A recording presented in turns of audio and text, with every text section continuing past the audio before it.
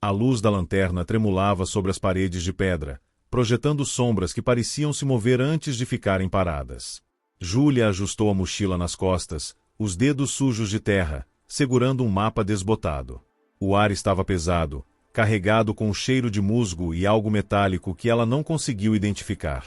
O vilarejo abandonado surgiu no horizonte como uma cicatriz escura, suas casas de madeira apodrecida inclinadas como ossos velhos. Ela sabia que não deveria estar ali. O aviso do carteiro na cidade vizinha ainda ecoava em sua mente, mas a promessa de encontrar algo novo a puxava como um fio invisível. O primeiro sinal foi o brilho. Não era a lua nem uma lanterna. Algo no chão, entre as raízes retorcidas de um salgueiro morto, pulsava em intervalos irregulares, como se estivesse respirando. Júlia se agachou, a luz da lanterna revelando um fragmento do tamanho de sua mão, com veias que pareciam líquidos sob a claridade. Quando tocou, sentiu um calor se espalhar pela pele e, por um momento, ouviu vozes, sussurros em uma língua desconhecida, embora seu corpo parecesse entendê-los. Ela guardou o objeto no bolso, ignorando o arrepio na nuca. Mais tarde, ao examiná-lo no acampamento, percebeu que o brilho aumentava conforme a noite avançava. As anotações no diário que encontrou na casa mais antiga do vilarejo falavam sobre a luz que engana os olhos e desperta a terra. As páginas seguintes estavam rasgadas, mas uma ilustração desbotada mostrava figuras humanas curvadas diante de uma formação rochosa idêntica à que ela carregava. Na manhã seguinte, as plantas ao redor do acampamento haviam crescido de forma estranha, com folhas grossas e espinhosas brotando em padrões simétricos. Júlia tirou fotos e as enviou para o laboratório com uma mensagem codificada. A resposta veio rápida: não compartilhe isso. Volte imediatamente. Mas já era tarde demais. Enquanto caminhava de volta à civilização, percebeu que o artefato não estava mais no bolso. Em seu lugar havia um pedaço de papel com símbolos que combinavam com os do diário. E então, pela primeira vez, ela notou as pegadas maiores que as de um humano, afundadas na lama, como se algo pesado tivesse passado horas antes. A noite caiu mais rápido do que deveria. Jurim observou a mulher pela janela da cabana, os dedos dele batendo no vidro rachado. Ela estava perto do rio, ajoelhada mexendo em algo no chão. Ele conhecia aquele tipo, curiosos que ignoravam as histórias locais, achando que a ciência os protegeria. Seu avô tinha falado sobre o fragmento, sobre como os primeiros colonizadores o adoravam até que as crianças começaram a desaparecer. Ela não é má, dizia o velho, mas não pertence a nós. Quando Júlia chegou à cidade, ele soube que ela carregava o artefato. Os moradores evitavam olhar diretamente para sua bolsa, como se o objeto pudesse sentir medo. Jurim a abordou no mercado, oferecendo ajuda com um mapa desatualizado. Conversaram sobre geologia, sobre o clima, até que ele mencionou o vilarejo abandonado. Os olhos dela se estreitaram. Você não deveria ter ido lá, ele disse baixo. A pedra, ela mostra coisas. Coisas que você deseja, coisas que você teme. E depois... Ele não terminou. Um grupo de homens vestidos de preto apareceu na praça, seus olhares varrendo a multidão. Júlia agarrou seu braço, puxando-o para um beco. Quem são eles? Eles não são daqui, Jurim respondeu, notando o volume na bolsa dela. Estão procurando o mesmo que você encontrou. Naquela noite, enquanto vigiavam o grupo do alto de uma colina, Júlia explicou sobre o laboratório, as plantas, os símbolos. Jurim contou sobre a lenda da deusa adormecida, uma entidade que concedia poder em troca de memórias. Quanto mais próxima ela chegava da superfície, mais o mundo se distorcia. Ela não para, ele disse, apontando para o fragmento agora escondido em um saco de pano. Eles tentaram enterrá-lo, queimá-lo, mas ele sempre volta. Júlia abriu o saco. O artefato brilhava em azul, e por um momento Jurim viu seu próprio rosto envelhecido, marcado por cicatrizes que não existiam. Os homens de preto cercaram a cabana ao amanhecer. Júlia e Jurim fugiram pelos túneis subterrâneos usados pelos aldeões durante as guerras, o fragmento pulsando como um coração acelerado. Em uma câmara escondida, encontraram mais pedaços e um esqueleto vestindo uma armadura antiga, suas mãos esqueléticas ainda agarradas a um livro de couro. As páginas descreviam um ritual para acordar o artefato, exigindo sangue e silêncio. Júlia leu em voz alta, hesitante, e o ar ficou pesado, como se o tempo tivesse parado. Jurim a puxou para trás quando o fragmento flutuou, suas veias se transformando em rios de luz. Você não sabe o que está fazendo, ele gritou, mas já era tarde demais. A parede da caverna desabou, revelando o vale lá fora, mas não o vale que conheciam.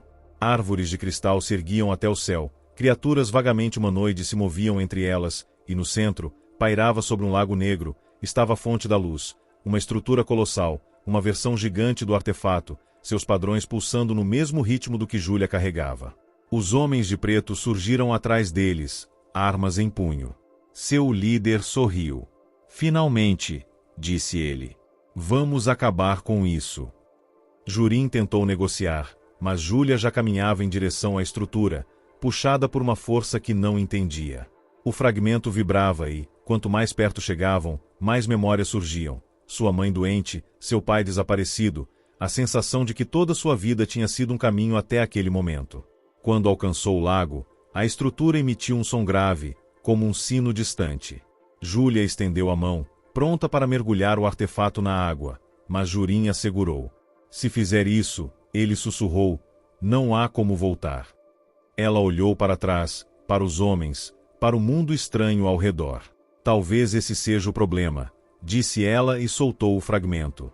A pedra tocou a superfície do lago e o mundo desmoronou em cores. O ar se encheu de um zumbido agudo, como se milhares de vozes sussurrassem em uníssono. Júlia caiu de joelhos, as mãos cobrindo os ouvidos, mas o som não vinha de fora, ecoava dentro de seu crânio, fragmentos de memórias que não eram suas. Um homem em uma sala branca digitando códigos em um computador, uma mulher chorando sobre um corpo coberto por um lençol, uma criança rindo enquanto corria por um campo de trigo.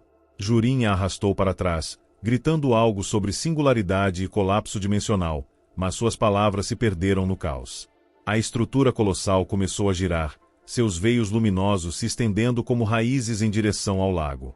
As árvores de cristal se curvaram, suas pontas afiadas mergulhando na água, e as criaturas humanoides translúcidas, com órgãos visíveis sob a pele, pararam, voltando rostos vazios para a luz.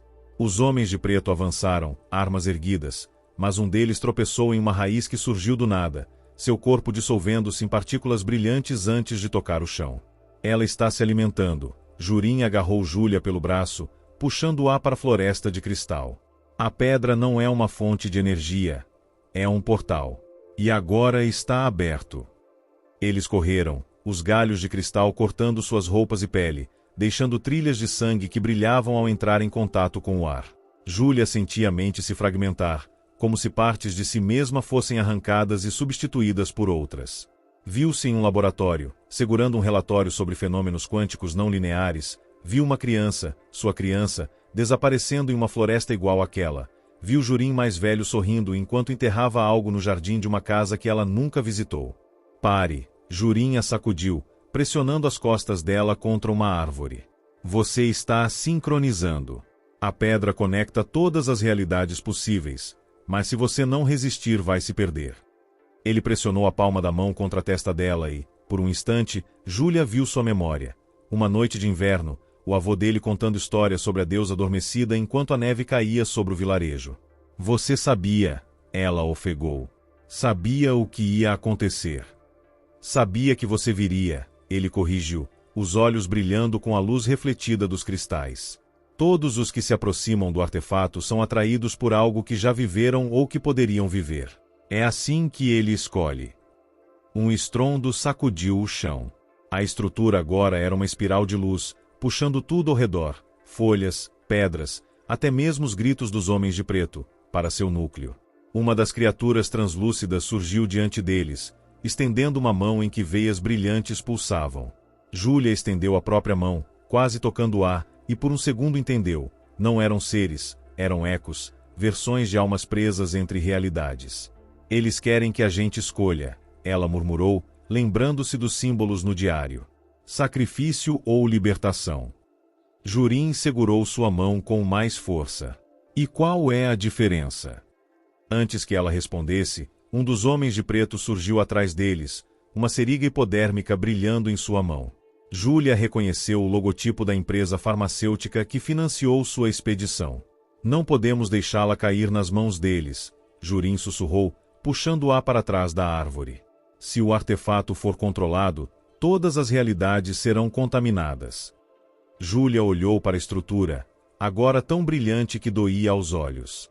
Em sua mente, viu o laboratório novamente, mas dessa vez notou detalhes. Um arquivo secreto, um nome-codinome, Projeto Mnemosine, um relatório sobre indução de colapso de realidade para contenção de ameaças exóticas. Eles já sabiam, ela disse, a raiva misturando-se ao medo. Não queriam estudar o artefato, queriam destruí-lo. Ou usá-lo. Jurin apontou para o homem que agora estava mais perto. Eles não entendem. O artefato não pode ser controlado. Só equilibrado. A luz do fragmento se intensificou, como se tivesse ouvido as palavras de Júlia. O mundo ao redor começou a desmoronar em fragmentos de realidades paralelas, e por um instante, ela viu milhares de versões de si mesma, uma correndo pela floresta, outra chorando sobre um corpo, outra rindo com Jurin em um jardim que nunca existiu. A sensação de pertencimento e perda se misturava em sua mente, tornando difícil discernir o que era real e o que era apenas um eco de possibilidades. Jurin puxou Júlia para longe da estrutura, seus passos rápidos e determinados. Precisamos fechar o portal antes que seja tarde demais, ele gritou acima do zumbido constante. Mas já era tarde demais. A estrutura estava se expandindo, suas veias luminosas se estendendo até os limites do horizonte, absorvendo tudo o que encontrava no caminho. As criaturas translúcidas começaram a se dissolver, suas formas se desfazendo em partículas de luz, enquanto os homens de preto lutavam contra o vazio que os puxava para dentro. Júlia olhou para o artefato em suas mãos, sentindo o peso de todas as escolhas que haviam levado até ali. Ela não sabia se era a chave para a libertação ou a destruição. Com um suspiro, fechou os olhos e, com um movimento rápido, jogou-o no Lago Negro. O mundo explodiu em uma onda de energia pura, e tudo, a floresta, as criaturas, os homens de preto, a própria realidade, foi engolido pelo brilho. Quando seus olhos se abriram novamente, ela estava sozinha, deitada na terra fria, o céu claro acima dela, como se nada tivesse acontecido. Mas, no fundo, algo dentro dela sabia que nada seria igual novamente.